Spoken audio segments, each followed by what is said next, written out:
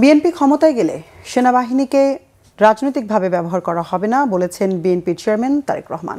আর সেনাবাহিনীর সদস্যরা যাতে রাজনৈতিক চাদরে জড়িয়ে না পড়েন সে বিষয়ে সচেতন থাকার আহ্বান জানিয়েছেন তিনি। শনিবার রাতে রাজধানীর একটি হোটেলে সামরিক বাহিনীর অবসরপ্রাপ্ত সদস্যদের সাথে স্বাধীনতা ও সার্বভৌমত্বের সুদৃঢ় আস্থায় শীর্ষক মতবিনিময় সভায় এই কথা বলেন তিনি। জানান, পিলখানা হত্যাকাণ্ডের দিনটিকে সেনা দিবস বা জাতীয় শোক দিবস হিসেবে ঘোষণা করা হবে। সেনাবাহিনীর গৌরব ও সম্মান সেনাবাহিনীকে রক্ষা করতে হবে বলেও জানান তিনি। দেশের সার্বভৌমত্বের জন্য শক্তিশালী সেনাবাহিনী দরকার বলেও মনে করেন বিএনপির চেয়ারম্যান। এছাড়া মতবিনিময় সভায় উপস্থিত সশস্ত্র বাহিনীর অবসরপ্রাপ্ত সদস্যরা বিডিআর হত্যাকাণ্ড সহ পরবর্তী সময়ে তাদের জীবনে ঘটে যাওয়া দুঃসময়ের কথা তুলে ধরেন।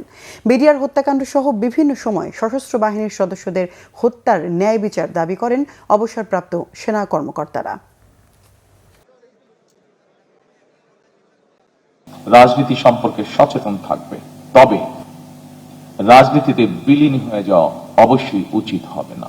রাজনীতির চাদরে যাতে পেশাদারিত্ব আচ্ছাদিত না হয়ে যায় এ ব্যাপারে সেনাবাহিনীর প্রতিটি কর্মকর্তা এবং সদস্যকে অবশ্যই অত্যন্ত সচেতন থাকা জরুরি। জনগণের রায় বিএনপি রাষ্ট্র পরিচালনার দায়িত্ব পেলে মুক্তিযুদ্ধের স্মৃতি বিজড়িত বিডিআর এর নাম পুনর্বহাল করতে চাই আমরা।